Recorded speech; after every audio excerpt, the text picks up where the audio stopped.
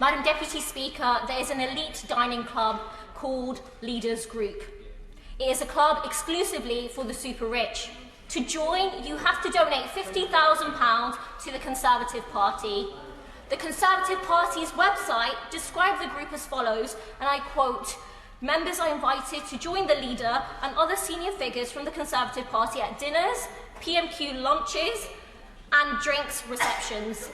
I say described because, as the Daily Telegraph reported this summer, the page has been quietly removed from the website along with the public register of the Prime Minister's dinners with the party's biggest donors.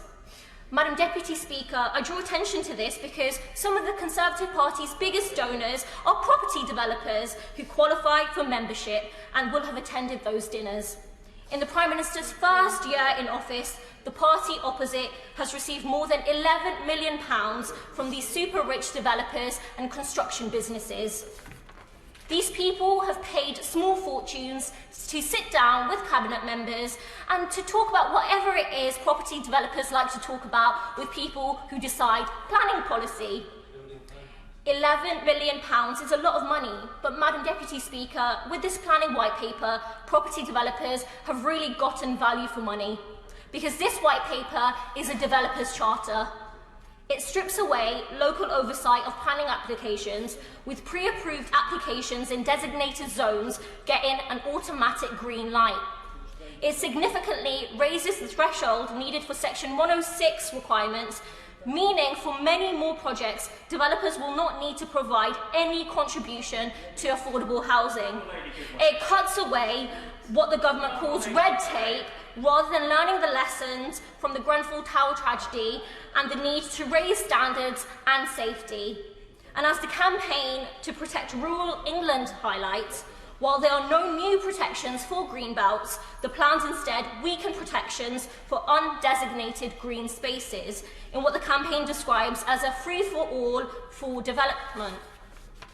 The president of the Royal Institute of British Architects has described these plans as shameful, and that it could lead, and I quote, to the development of the next generation of slum housing. Housing charity Shelter say social housing could face extinction under the plans, and dozens of my constituents have told me of their concerns. They fear for our green spaces under these plans, which too often are already under threat. They know that the priority for Coventry is council and genuinely affordable housing, but that these plans do nothing to meet that need.